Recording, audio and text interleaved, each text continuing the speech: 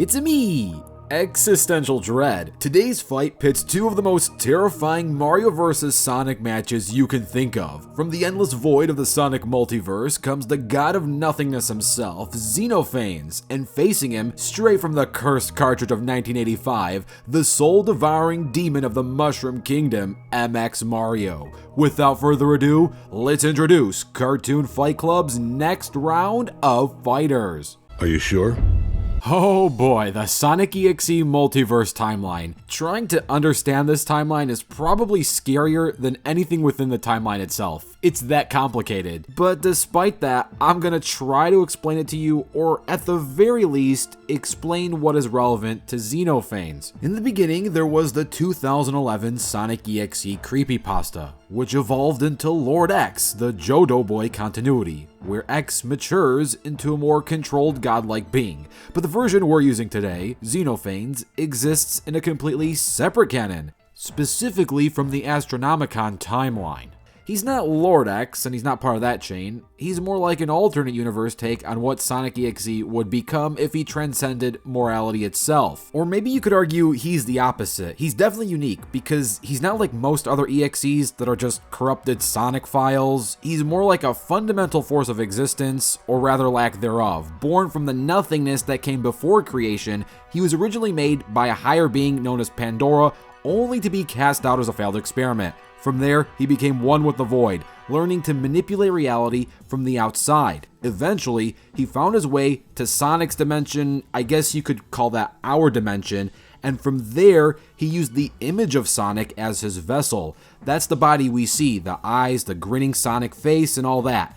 It's not exactly what he looks like, it's just more the physical representation he uses for the third dimension. With that being said, inside that Sonic-like vessel, he does retain Sonic's speed and reflexes combined with his own levels of power. He can move through dimensions, his power over reality allows him to bend digital and physical space, like rewriting matter, code, and energy to his will. He can manifest anywhere his influence reaches, screens, dreams, or even thoughts. His presence distorts the world around him, warping it into his own personal nightmare landscape, where the laws of physics no longer apply. But let's not break our hands patting him on the back. This guy's got some flaws and drawbacks. Destroying his vessel or purging his avatar would send him back into the void, where he waits to reform. Do we count that as a loss if it could happen? Maybe. Some people would, some people wouldn't, but even if you wouldn't, he still would technically be susceptible to battlefield removal or pocket dimension entrapment, which would count as a loss by technicality. And while the FNF iterations aren't exactly canon per se, there are characters within those storylines that have the heroes such as Sonic or Boyfriend end up defeating or entrapping Xenophanes. Overall though, he's still a demonic force of nothingness that views life as insignificant, allowing him to toy with his victims, manipulating reality and casting illusions upon his victims. Are you sure?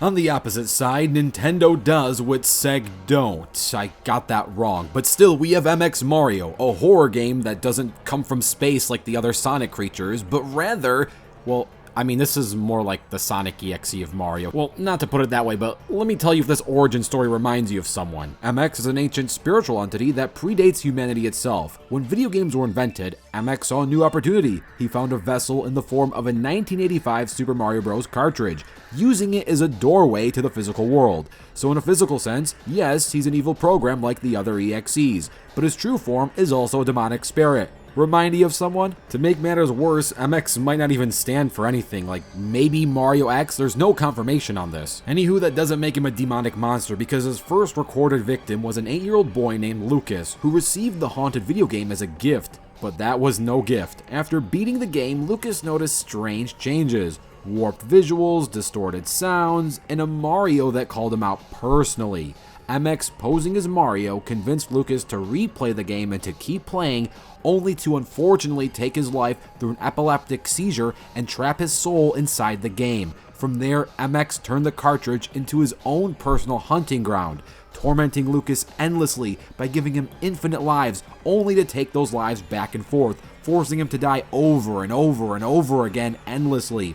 MX is an unstoppable force within this domain. He has total control over the game's reality, able to reshape levels, remove power-ups, alter physics at will. His quote-unquote video game manipulation lets him rewrite said world itself, pipes, enemies, even the sky. He can give immortality to his victims just to torture them longer, give it to himself. Physically, he's monstrous. In his base form, he's 6 feet tall, but in his final monster form, he's 12 feet tall. His clothes are actually fused into his body, functioning like biological armor. Despite his grotesque shape, he moves with terrifying ability, speed, and capable of jumping from bottomless pits to smashing through solid brick and steel as if it were paper. His strength is pretty impressive all things considered. He can tear apart landscapes inside the world. He can also grow to any size he chooses, towering like a kaiju when necessary, and because he's an immortal spirit, age and injury mean nothing to him. His powers extend to soul manipulation, letting him capture human consciousness and bind it to game avatars, just like he did with Lucas. He's incredibly cunning too. He removes any chance or resistance by deleting anything in the game that might be used against him, which could suggest he's also paranoid. He's aware of the concept of power-ups and exploits them. He refuses to let anyone have an advantage.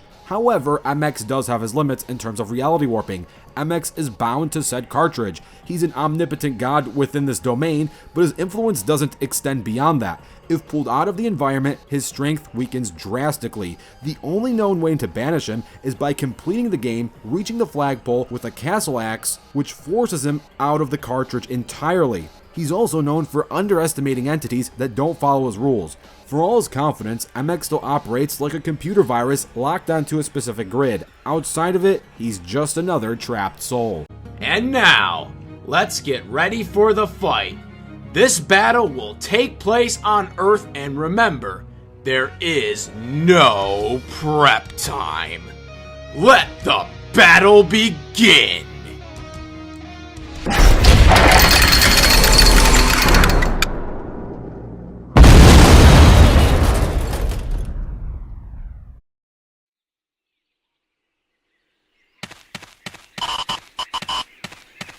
Oh! Sonic! Ow, ow, ow, ow, ow, ow, ow!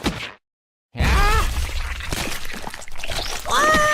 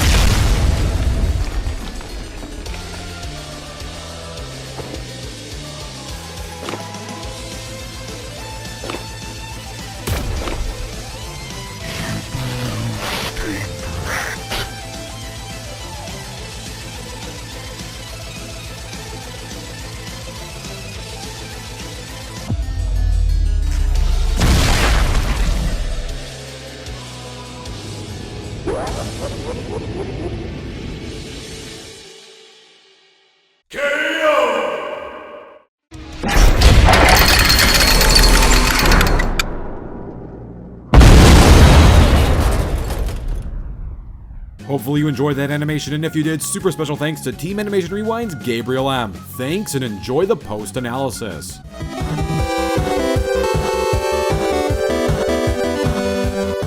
Well, it looks like Xenophanes turned MX into an XX. Am I right? Okay, that wasn't funny. Anyway, both Xenophanes and MX share similar traits. They're like these ancient, sadistic beings fueled by dominance, and they operate on completely different levels of existence. It doesn't matter. MX is a god within a cage, while Xenophanes is the cage itself. That's the biggest difference here. Yes, they got all these cool reality warping abilities, but MX could kinda only do it in the game. Xenophanes can do it in many other places. MX's immortality and all these cool powers really depends on the cartridge staying intact, while Xenophanes doesn't have to worry about that. Now, that doesn't mean Xenophanes is unbeatable. Yeah, you could trap him and enforce him into battlefield removal, but that's something that MX is going to struggle with if he's limited to a 1985 Mario game. Like, yeah, hypothetically, if Xenophanes was dumb enough, he could get stuck in an infinite death loop inside the Mario game itself. Like, if you somehow got him into like a weird Bowser castle that entrapped him. It's just, there's a lot of what ifs. There's way less what ifs for Xenophanes defeating MX than the other way around. Making the winner of this battle, Xenophanes. Now, a much more fair matchup would be MX versus Lord X, which is a rematch that's already in production. So be sure to like this video, and if this video gets 1 like, a rematch will happen. On the next episode of Cartoon Fight Club.